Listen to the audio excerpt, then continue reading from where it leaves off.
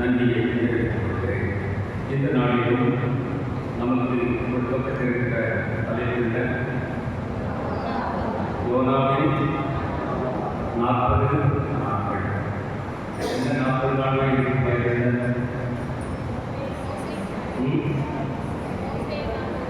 மோசே 40 நாள், நோவா 40 நாள்,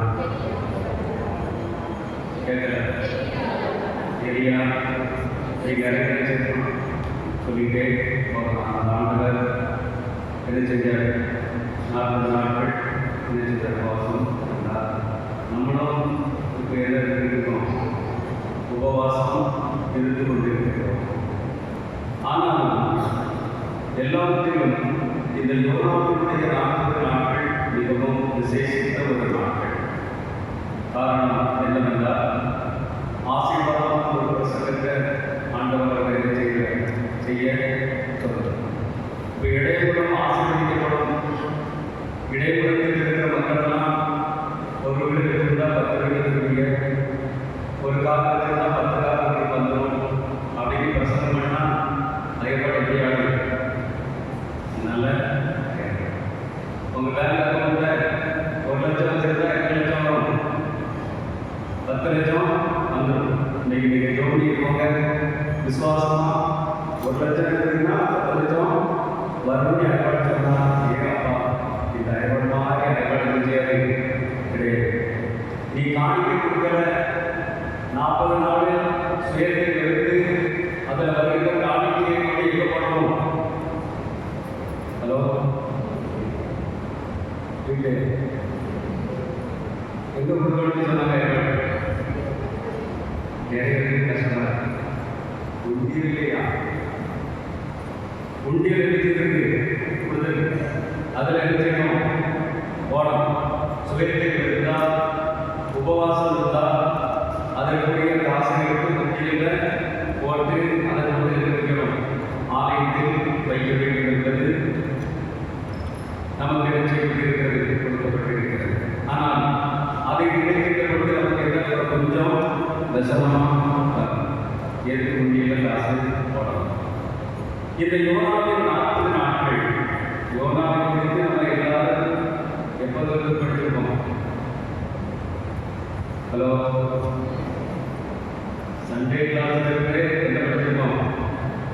யோனாவின் புஸ்தகத்தை குறித்து நாம் என்ன செய்திருக்கிறோம்? படித்திருக்கிறோம். இங்கே யோனாவின் அந்த புஸ்தகத்திலே 3ஆம் அதிகாரத்தினுடைய 4ஆம் வசனத்திலிருந்து யோனா நகரத்தில் பிரவேசித்து ஒரு நாள் பிரயாணம் பண்ணி இன்னும் 40 நாள் உண்டு. அப்பொழுது திரும்பி சாகாசத்துக்கு கொஞ்சம் அப்படி தர்மாடி வாசிக்கிறாங்க.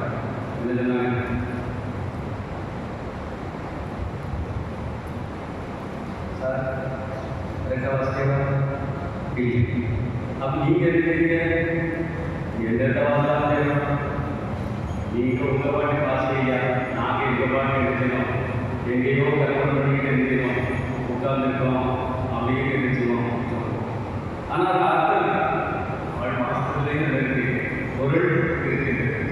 ஆனால் இங்கே பகிர்க்கப்பட்டு ஓம் அப்படின்னு மாசம் சொல்லப்பட்டிருக்கிறது. சாகரத்தினால கட்டமைக்கப்பட்டு ஓம் அப்படின்னா என்ன அர்த்தம்? அவருடைய பாவங்கள் கட்டமைக்கப்பட வேண்டும். அதுதான் நிறுவி நகரத்து மக்கள் பாவம் செய்வதற்காக இருந்தார்கள். அவருடைய பாவம் எவ்வளவு? ஹலோ நான் 100 பேர் இருக்கணும். ஹலோ இடையில வாங்கணும். அது ஒரு பேர் பதில் சொல்கிறோம். உண்மைக்கான நாம் பசங்க படித்து ஒரு மாதம் ஒரு செய்யும் சரி ஒன்று அப்படின்னு சொல்லக்கூடாது. நீங்களும் பேசினா என்ன வரும்? தூக்கம் வர இல்லைன்னா இருக்கு தாராட்டு நல்ல தூண்டு. நீ தூக்கி விட்டு நான் தட்டி விட்டு நீ எடுத்து எடுத்து ஒவ்வொரு தடவை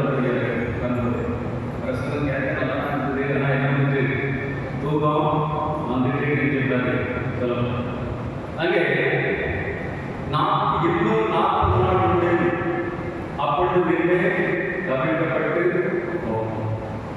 நினைவே நகரத்து மக்கள் பாவம் செய்தபடியினால் அவருடைய பாவங்கள் அக்கிரமங்கள் தேவனுடைய சமூகத்துக்கு போய் என்ன செய்தது கெட்டது. நாம என்ன நினைக்கிறோம்? நம்ம ஜெபம் எங்க போகுது? ஹலோ, நம்ம ஜெபம் எங்க போகுது? போகுமா? நம்ம ஜெபம் போகுமா? அநியாயம், அக்கிரமம், வீட்டில் அண்ணன் பேச மாட்டோம், அக்கா தங்கச்சிகிட்ட பேச மாட்டோம், பக்கத்து வீட்டில் பேச மாட்டோம், கோயில் வந்தால் வாங்கிச்சு யாங்கிச்சு அது பேச மாட்டோம். பிறகு நம்ம இருக்கோம் போமா? நம்ம ஜெபம் மேலே போமா? போய் மேலே இங்கே பரவ போய் மூஞ்சில் பரவ போகிறது நமக்கு நம்பிக்கை. ஏன் எல்லாருமே நான் சமாதானம் கிடையாது, யாருடைய சண்டை கையில்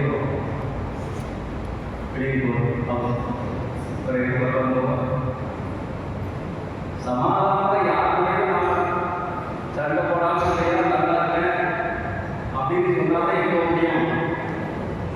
அப்போ நமக்கு இங்க இருக்கே நரகம் இருக்கேன்.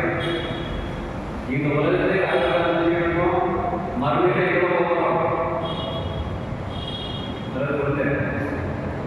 இது எப்படியா குடிச்சு ஓடி முடியாது. அது இடையில குடிச்சு போடலாம், இடையில குடிச்சிக்கலாம்.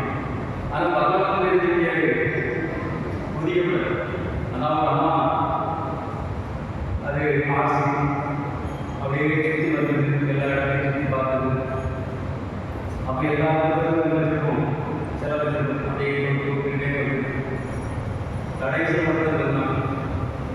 பொருளாதார பையன் வந்து நின்றுருக்கலாம். அதனால் அந்த அம்மா சொல்லிச்சு, எப்பா நீ முடிக்கிறதுக்கே சண்டிக்க இங்கே வச்சு ஒரு சைஸாக முடிக்காது.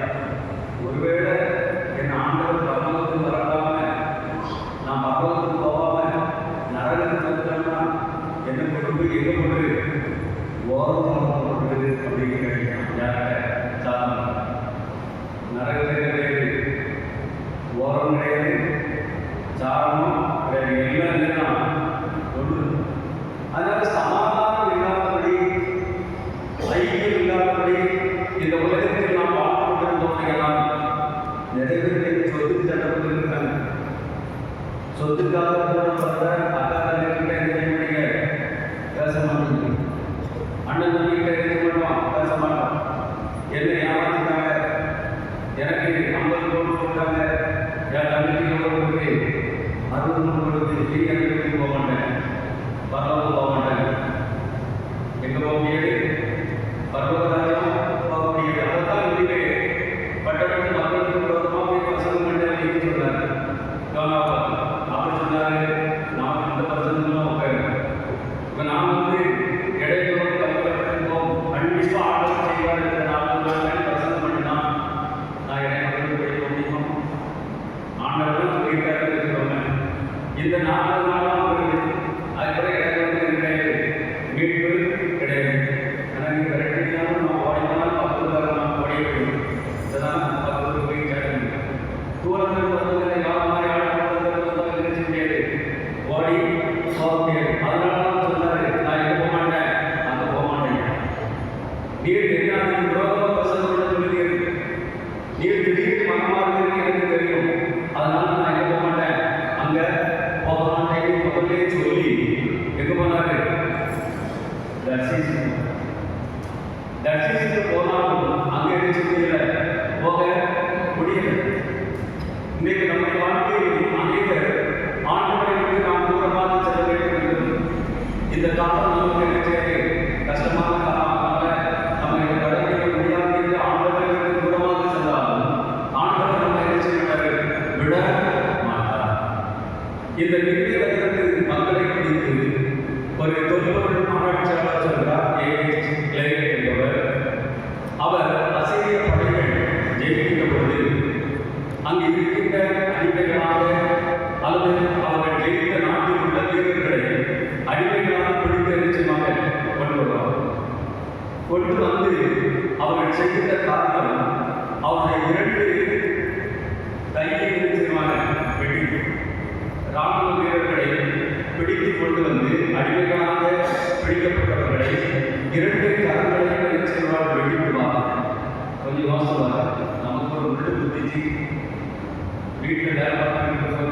பேசப்பட்டு எனக்கு வலிக்கும், பயங்கரமாக இருக்கும். ஆனால் இந்த ஜனங்கள் அவர்களுடைய கரங்களை வெட்டிவிடுவார்கள். அதோடு விடுகிறவர்கள் அல்ல, உயிரோடு வச்சு அவங்க என்ன செய்வாங்க, தோலை உரிச்சுக்கணும். அந்த ராணுவ வீரர்களை உயிரோடு வைத்து தோலை உரித்து விடுவார்கள். அதற்கு பின்பதாக அவருடைய தலையை எரிச்சுவார்கள், துண்டா வெட்டிடுவாங்க. தலையை துண்டா வெட்டி அந்த தலையெல்லாம் ஒரு சேர்த்து வச்சு அவருடைய தளபதிகள் முக்கியஸ்தரிடத்தில் கொண்டு காட்டி, நான் எத்தனை தலையை செய்கிறேன், கொண்டு வந்திருக்கிறேன் என்று வெகுமதிகளை பெருகின்ற தேசத்து மக்கள். எனவேதான் நாம் சொன்னால், நெல்லை நகரத்து மக்கள் செய்கின்ற பாவங்கள் என்னுடைய சமூகத்தில் வந்து செய்கிறது. எட்டுகிறது உயிரோடு மனிதர்களை வெட்டி அவருடைய தோள்களை பிடித்து அவருடைய தலைகளை வெட்டுகிறவர்களாக இருக்கின்றார்கள். அது மாத்திரமல்ல, அந்த படை தளபதிகள் இவர்கள் ஜெயித்த அந்த நாட்டினுடைய படை தளபதிகள் அவர்களிடத்தில் கிடைக்கிற பொழுது அவர்களுடைய வாய்களை செய்வார்கள், ஒரு சங்கிலி போட்டு வளைய போட்டு மாட்டி, வளைய போட்டு மாட்டி அதில் ஒரு செய்தி கொடுத்து குதிரைக்கு பின்னால் செய்வாங்க. இந்த குதிரை எப்படி போகுதோ வேகமாக போகும்போது இவர் வேகமாக செய்யணும் ஓடணும். இந்த குதிரை பைய போகுது என்ன செய்யணும், பைய நடந்து. இப்படிப்பட்டதாக கொடூரமாக தண்டனை கொடுக்கின்றவர்கள் தான் அந்த மக்கள். எனவே அந்த ஜனங்கள் செய்த இந்த காரியங்கள் எல்லாம் ஆண்டவருடைய சமூகத்துக்கு வந்து கேட்டினது. எனவே தான் நீ போய் அந்த நகரத்துக்கு விரோதமாக இருந்து பிரசங்கம் பண்ணிட்டு ஆண்டவர் யோனாவுக்கு அங்கே அழைப்பு கொடுத்தார். ஆனால் யோனாவோ ஆண்டவருடைய சமூகத்தை விட்டு விலகிச் செல்கிறார். இரண்டாவது தங்களுடைய வார்த்தை அவர்களுக்கு உண்டாக்குகிறது, நீ எடுத்து மகாநகரமாக நிலைக்கு போய் நாங்களுக்கு கற்பிக்கும் வார்த்தையை அதற்கு விரோதமாய் பிரசங்கம். ஆண்டவர் சொல்லுகிற காரியம் அதற்கு விரோதமாக நீ பிரசங்கம் வேண்டும். இன்றைக்கு இந்த 40 நாளில் ஆண்டவர் எதிர்பார்க்கிற காரியம் என்ன, நீ இந்த ஜனங்களுக்கு விரோதமாக பிரசங்கம் வேண்டும். இவர்கள் செய்கிற அக்கிரமங்கள், இவர்கள் செய்கிற பாவங்கள், இவர்கள் செய்கிற துணிகரமாக செய்து கொண்டிருக்கின்ற ஒவ்வொரு காரியங்களிலும் அவர்கள் நினைச்ச வேண்டும், விடுதலை பெற்றுக் கொள்ள வேண்டும். அதற்குதான் நமக்கு இந்த 40 நாட்களில் செய்யப்பட்டிருக்கிறது, கொடுக்கப்பட்டிருக்கிறது. ஒருபடி யோனாவுக்கு ஆண்டவர் அந்த ஜனங்களின் மூலமாக எச்சரிப்பை அங்கே கொடுத்தவராக இருந்தார். ஏசாயா புத்தகம் 55ஆம் அதிகாரத்தினுடைய 6ஆம் வசனத்திலிருந்து, கர்த்தரை கண்டடையப்பட்ட சமயத்தில் அவரை தேடுங்கள். ஆண்டவரை கண்டடையப்பட்ட சமயத்தில் அவரை தேடுங்கள். இந்த 2 காலம் ஆண்டவரை கண்டுபிடிக்கிற ஒரு காலம், ஆண்டவர் நம்மை நெருங்குகிற ஒரு காலம், ஆண்டவர் நம்மை உள்ளத்துக்குள் பேசிக் கொண்டிருக்கின்றார். சிறுவயது முதல் வாலிப நாட்களில் நாம் செய்த தவறுகள், இப்பொழுது நாம் செய்து கொண்டிருக்கின்ற தவறுகள் எல்லாத்தையும் ஆண்டவர் உணர்த்தி கொண்டிருக்கிறார். உணர்த்தாமல் ஒருபோதும் ஆண்டவர் இருக்கிறார். நம்முடைய ஆண்டவர் நீதியை பரிசுத்தாவியவர், நீதியை குறித்தும் நியாயத்தை குறித்தும் கண்டித்து கொடுத்திருக்கிறார். நான் பரிசுத்தாவியை பெற்றிருக்கிறேன் என்று சொல்லிக் கொண்டிருக்கிறவர்கள் உங்களையே ஏமாற்றிக் கொண்டிருக்கிறீர்கள். அவருடைய பணிகள் ஏதோ பரிசுத்தாவியத்தால் ஒரு விதமான காரியம் என்று சொல்வதற்கல்ல. பரிசுத்தாவியவர் நீதியை குறித்தும் நியாயத்தை குறித்தும் நினைச்சுவார், கண்டித்து உணர்த்துவார். ஆனால் பரிசுத்தாவியை பெற்றுக்கொண்ட நாம், பரிசுத்தாவியை பெற்றுக்கொண்ட நீங்கள் எப்படி இருக்கிறீர்கள் என்பதை நாம் சிந்தித்து பார்க்க கடமைப்பட்டிருக்கின்றோம். எனவே நாம் ஏசாயாவில் இருக்கிறார், கர்த்தரை கண்டடையப்பட்ட சமயத்தில் அவரை தேடுங்கள், அவர் சமீபமாக இருக்கிறேன், அவரை நோக்கி கூப்பிடுங்கள். இந்த காலம் ஆண்டவர் நமக்கு சமீபமாக இருக்கின்ற காலம்.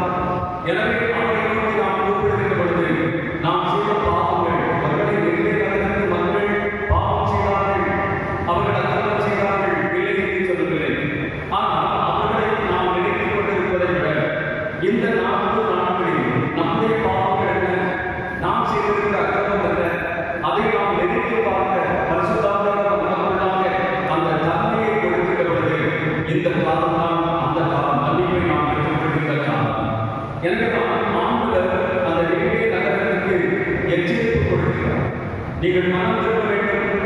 நீங்கள் செய்து கொண்டிருக்கிற அக்கிரமங்களில் இருந்தோம், பாவங்களில் இருந்தோம் நீங்கள் மனம் திரும்ப வேண்டும். இல்லையென்றால் இந்த பட்டணம் அங்கே தவிர்க்கப்பட்டு போய் விடுவது அங்கே சொல்கிறார்.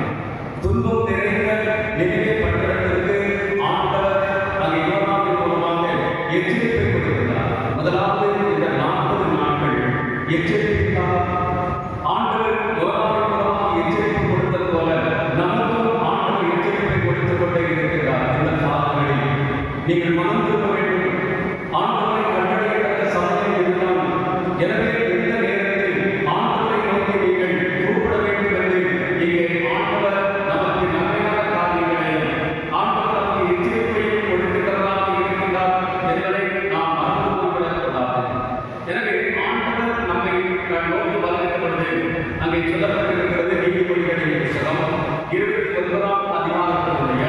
முதலாம் வசனம் சொல்கிறது, அடிக்கடி கடிந்து கொள்ளப்பட்டவன் தன் பிள்ளையை கடினப்படுத்துகிறவன் சகாயத்தை சடுதியில் நாசமடைந்தான். அடிக்கடி நமக்கு எச்சரிக்கை கொடுக்கப்படுகிறது, அடிக்கடி நமக்கு கடிந்து கொள்ளுதல் கொடுக்கப்படுகிறது. ஆனால் நாம் என்ன செய்கிறோம்?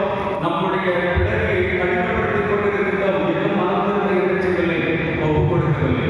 இன்னும் இருக்கட்டும், நாம் இருக்கிறது, இன்னும் பயம் இருக்கிறது. அப்பொழுது நான் பார்த்துக்கொள்வேன் என்று நாம் நினைக்கிறவர்களாக அந்த உலகத்தை வாழ்ந்து கொண்டிருக்கின்றோம். மரண தூதன் ஒரு நாள் ஒரு மனிதனை சந்திப்பதற்காக புறப்பட்டிருந்தார்.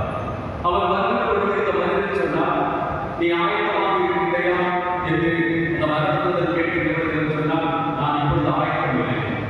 திடீரென்று வந்து கேட்பதினால் நான் நினைச்சிருந்தே வர முடியாது. எல்லாத்திலும் சொல்லிவிட்டு தான் நினைச்சிருக்கோம். நீ எப்போ வந்தாலும் நீ என்னிடத்தில் சொல்கிறீர்களா, நான் ஆயத்தமாக இருப்பேன், உங்களோடு வருவதற்கு நினைச்சேன், ஆயத்தப்பட்டு அதற்குரிய காரியங்களை செய்து நான் உங்களோடு வருவேன் என்று சொன்னார்.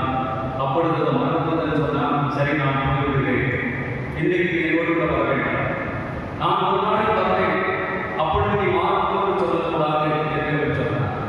அவர் சொன்னார், நீ சொல்லிவிட்டு தான் என்னிடத்தில் வர வேண்டும், சொல்லாமல் சொன்னது என்கிட்ட வரவே கூடாது அப்படின்னு சொன்னார்.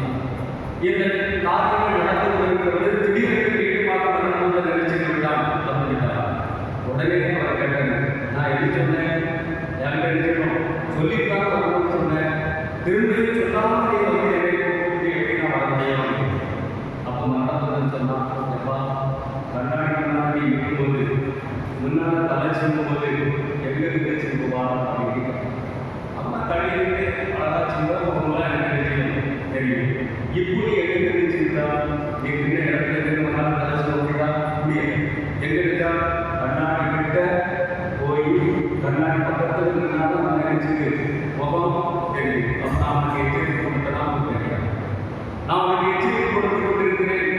நீ எப்பொழுதும் ஆயத்தமாக இருக்க வேண்டும். முன்பு நீ தூரத்தில் இருக்கிறவர்களே உன்னுடைய முகத்தை பார்த்தால், இப்பொழுது நீ சமூகத்தில் கண்ணாடி சமூகத்தில் செல்கிறவர்கள்தான் உன்னுடைய முகத்தை காண முடிகிறது.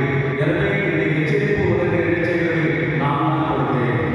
எனவே நீ இதை ஏற்றுக்கொள்ளவில்லை என்று சொல்லும்போது அவன் இருந்த உலகத்திற்கு நம்ம எல்லாருக்கும் ஆண்டவர்கள் எச்சரிப்பர் கொடுத்துக்கிட்டே இருக்க. என்ன எச்சரிப்பு கொடுத்தாரு? கண்ணு செய்து மங்குது, தலைமையை செய்து வெள்ளையா போயிட்டு இருக்கு, கால் உட்கார்ந்த செய்திகளை எழுத முடியல, ராத்திரி படுத்தா காலை கேட்டால் யாரோ எழுத மாதிரி தெரியுது. அது கனவா அது உண்மையானு தெரியல. டாக்டர் சொன்னேன், நான் எல்லா சாப்பிட்டு பார்த்தேன், எல்லா டாக்டரும் சாப்பிட்டு பார்த்தேன், அவ்வளவு சாப்பிட்டதோட காலை எழுதிக்கு வெட்டு வெட்டு இருக்கு, யாரோ பிடிச்சி எழுத மாதிரி இருக்குது. அவர் ராத்திரி யாரும் இதுல வேற காலத்துல திடீர்னு ட்ரெயினில் போகிற மாதிரி இருக்குது, நல்ல உயரமாக நல்லா இருக்குது, மலேசியாவுக்கு போகிற மாதிரி சிங்கப்பூருக்கு போகிற மாதிரி நல்லா இருக்குது. ஆனால் திடீர்னு ட்ரெயினில் போயிட்டு கடல் போயிட்டு நான் அந்த ட்ரெயினில் தான் நினைச்சேன். இதெல்லாம் காரணம் நினைச்சிருக்காரு. இதெல்லாம் ஆண்டவர் கொடுத்துள்ள எச்சரிக்கை மறந்திருக்கு. இதுவும் 40 நாட்களாக உண்டு. எனவே அதற்குள்ளாக நீங்கள் மறந்திருக்க வேண்டும். உங்களுக்கு நான் எச்சரிக்கை கொடுத்துக் கொண்டிருக்கிறேன். யோகனாவின் மூலமாக நீங்கள் பெற்றெடுத்தால் மாற்றமல்ல, உங்களுக்கு இந்த எச்சரிக்கை கொடுக்கப்படுகிறது. எனவே இந்த நாளில் நீங்கள் மறந்திருக்க வேண்டும். நீங்கள் மறந்திருக்கிறார்கள் பரவலாயத்திற்கு கடந்து செல்ல முடியும் என்று அங்கே கூறுகிறார். அந்த யோகா 3 நாட்களுக்கு இது திருவிழின் நாட்கள் என்று சொல்லப்பட்டிருக்கிறது. யோகா அந்த ஜனங்களுக்கு பிரசங்கப்படுகிற விதமாக அந்த ஜனங்கள் நினைச்சார்கள், மறந்திருக்கிறார்கள். எனவே அவர்கள் மறந்திருப்பது பொழுது ஆண்டவர் நாளை திருவிழின் நாட்களாக அவருடைய ஆயுஷ் நாட்களோடு கூட்டிக் கொடுக்கின்றவராக இருக்கின்றார் என்பதை நாம் மறந்து வைக்கக்கூடாது. ஏசாயா புத்தகத்தை நாம் எடுத்துக்கொள்வோம். அதில் 55ஆம் அதிகாரத்தை நாம் எடுத்துக்கொண்டால் அந்த 55ஆம் அதிகாரத்தினுடைய 7ஆம் வசனம் நமக்கு சொல்கிறது, துன்மார்க்கன் தன் வழியையும் அக்கிரமக்காரன் தன் நினைவுகளை விட்டு கர்த்தரிடத்தில் திரும்புகிறார். துன்மார்க்கன் தன் வழியை விட வேண்டும், அக்கிரமக்காரன் தன் நினைவுகளை விட்டு கர்த்தரிடத்தில் திரும்புகிறார். அவர் அவர்களே மனம் திரும்புவார். நம்முடைய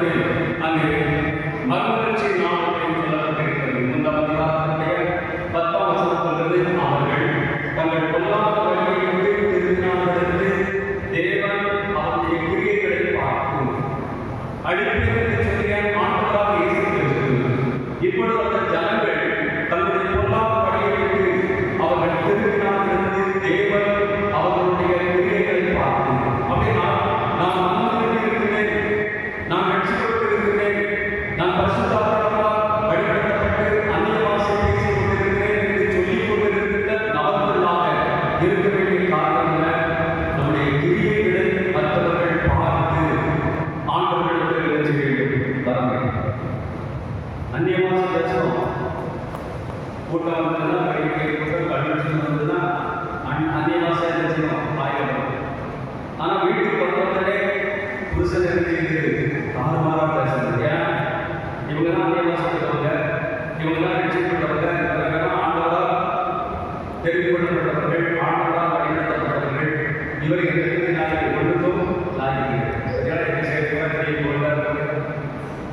நீங்க எல்லாரும் போயிருக்கீங்க. இதே தவிர உங்க வீட்டில் இருக்கிறது இன்னைக்கு நடக்காது. இந்த நாள் அமைஞ்ச பிறகு உங்க அண்ணன் மகனுக்கோ அப்பா மகனுக்கோ கல்யாணம்னு வச்சுக்கணும். நீங்க ஒரு தாய் மாமா உங்க வீட்டையா இருக்கணும். நீங்க நினைச்சீங்க உங்க அண்ணன் தம்பி கல்யாணம் நாளை இந்த வர வச்சுக்கூடாது. நாளைக்கு நாளே நினைக்கணும், நல்லது குடிக்கணும், நல்லா அழகான காட்சியை எடுத்து அழைச்சி வச்சுருக்கேன். நாளே எழுதிக்கணும், தண்ணி எடுத்து போட்டோம் கேவலம் அங்கே வந்து வீட்டில் வந்து இருந்தாரு கேவலம் பண்ணுறாரு. நாளைக்கு கட்டுக்கு ரெடியாக இருக்கணும். நாம் நினைக்கணும் நம்ம காலையில் ஏறி இருக்கணும் கல்யாணம். அதுதான் என்ன பயங்கரம். அவரை இருக்கக்கூடாது. முந்தின நாள் தூங்கும்போதே நல்ல வாழ்க்கையில நாளைக்கு சொல்லணும்.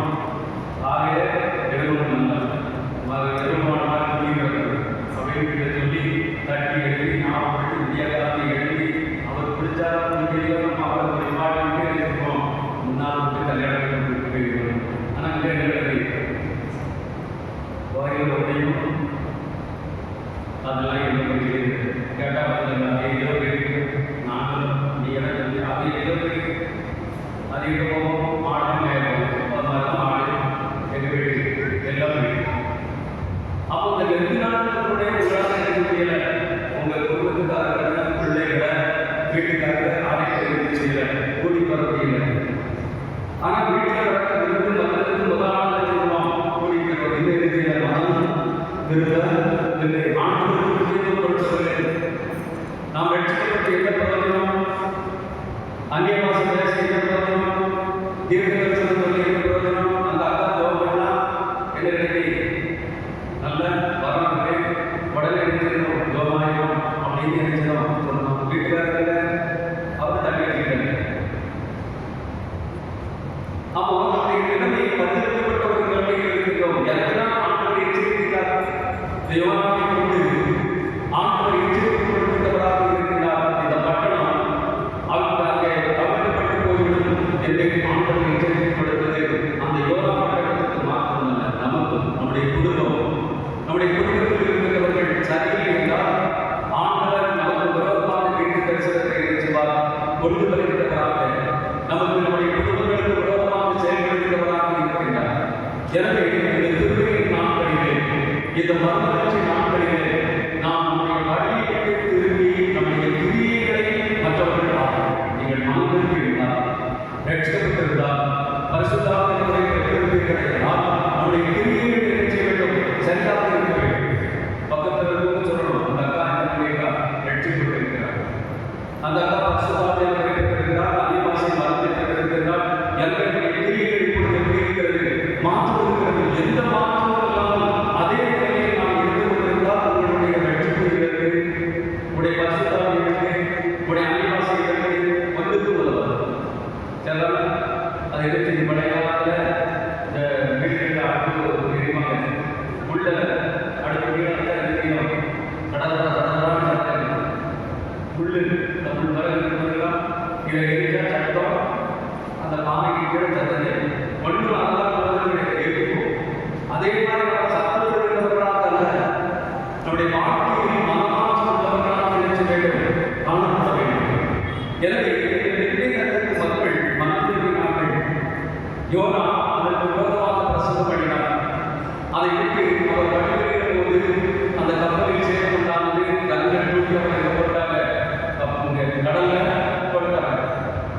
அப்பொழுது யோனா ஜெபிக்கிறார். அங்கே ஜெபத்தை கேட்டு ஆண்டவர்கள் ஒரு நீரை ஏற்படுத்தி வைத்து அந்த நீர் என்ன செய்கிறார்கள்? யோனா எத்தனை நாள் இருந்தார்? ஹலோ, 3 நாள் நினைச்சு நமக்கு ஒரு அரை மணி நேரம் கரண்ட் இல்லைன்னா இருக்க முடியும். ஆனா அங்கே 3 நாட்கள் எங்கே இருந்தார்? மீன் வயிற்றுக்குள் இருந்தார். அதான் சொல்றார் யோனா 2:12 நெருக்கத்தில் கர்த்தரை நோக்கி கூப்பிட்டேன், அவர் எனக்கு உத்தரவு வழங்கினார், நான் ஆகாரத்தின் வயிற்றில் கூப்பிடுறதுக்கு நீங்கள் சத்தத்தை கேட்டி. எங்கு வைத்தார்? ஆகாரத்தில் வைத்தார். அந்த மீன் எங்கு வைத்து? ஆழத்துல வைத்து. எனவே நான் அங்கே சொல்லப்பட்டிருக்கிறது யோனா 2:7 நான் ஆத்துமா என்னில் தோய்ந்து போகிற கர்த்தரை நினைத்தேன். மீன் வயிற்றுள்ளவர்கள்தான் என்ன செய்தார்? ஆண்டவரை நோக்கி கூப்பிடுகிறவர்களாக இருக்கிறார். அந்த 3ஆம் வசனம் 2:3 சமுத்திரத்தின் மையமாகிய ஆழத்தில் நீரை தள்ளிவிட்டு நீரோடு என்னை சூழ்ந்து கொண்டது. உம்முடைய கண்களும் அவை அலைகளும் எல்லாம் என்னே புரண்டது. வெள்ளங்களும் அலைகளும் என்னே புரண்டது. வெள்ளம்லாம் புரண்டு வருகிறது. அங்கே சொல்லப்பட்டிருக்கிறது பாசி, கடல் பாசியின் தலையை சுற்றி கொண்டது. அப்படின்னா என்ன அர்த்தம்? அந்த மீன் பாசி அடித்தது, இருந்தது, அங்கே விழுந்தது, யோனாவின் தலையில் விழுந்தது. எனவே யோனா அந்த எச்சரிக்கை கொடுத்தது நிமித்தமாக நிறைவேற மக்கள் நினைத்தார்கள், மனம் திரும்பினார்கள். இந்த ஆராய்ச்சியாளர் இன்னொரு காரியத்தையும் சொல்கிறார். அங்கே ஒரு சுவரிலே சித்திரம் வரையப்பட்டிருந்தது. அந்த சித்திரத்திலே ஒரு மீன், பெரிய மீன் இருந்தது, வரையப்பட்டிருந்தது. அந்த மீனை கற்ற மக்கள் அந்த மீனை தான் என்ன செய்தார்கள்? வழிபட்டுக் கொண்டிருந்தார்கள். அதற்கு பெயர் நீனா என்ற பெயர் என்று சொல்லப்பட்டிருக்கிறது. அவர்கள் தெய்வமாக வணங்கியுள்ள மீனுடைய பெயர் நீனா. எனவேதான் இந்த பட்டணத்துக்கு இந்த பெயர் நிதிவே. எனவே ஒரு மனிதரை மீன் கொண்டு இருக்கிறது கரையில் கத்துகிறது. அவர்கள் தெய்வமாக வழிபட்டுக் கொண்டிருக்கின்ற அந்த மீனே இந்த மனிதனை கொண்டு இருக்கிறது கத்துகிறது என்கின்ற எண்ணங்கள் அவர்களுக்கு உண்டாக்கப்பட்டது. எனவேதான் சிறியவர்கள் முதல் பெரியவர்கள் வரை அந்த யோனா பிரசங்கப்பட்டிருக்கும் பொழுது அவர் மனம் திரும்ப அந்த ஜனங்கள் நினைச்சார்கள், தங்களை ஒப்புக் கொடுத்தார்கள். கிறிஸ்துவுக்குள் பிரியமானவர்களே, இந்த நாளில் இந்த வெறுக்காரர்களை நமக்கு பலவிதமான எச்சரிக்கை வசனங்கள் போதிக்கப்படுகிறது. எனவே இந்த எச்சரிக்கை நாட்களில் நாம் அனுபவிக்க வேண்டும். இந்த காலம் திருமையின் காலம். ஆண்டவர் திருமையாக திருமையாக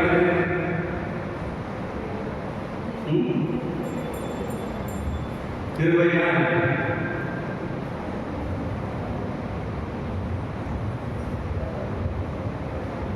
யாருக்கு திருமை ஒரு கூகுள்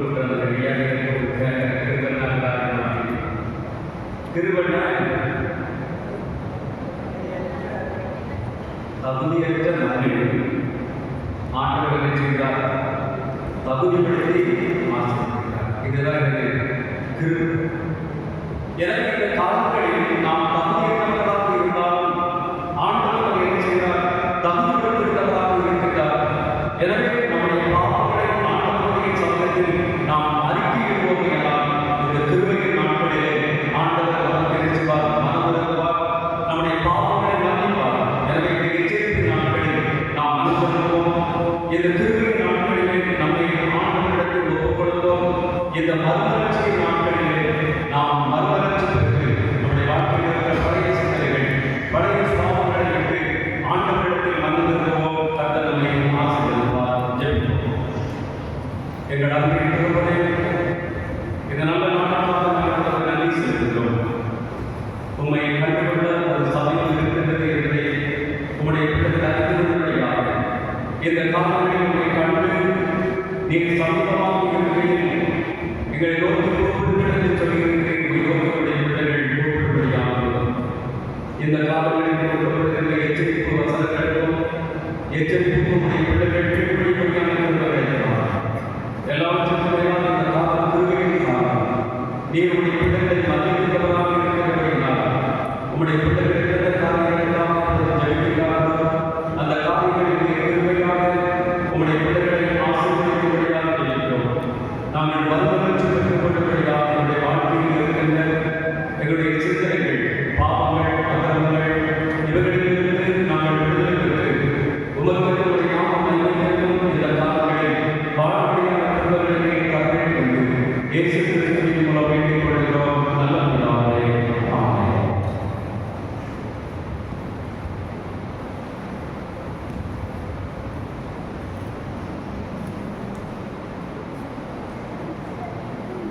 வேண்டுவாங்க.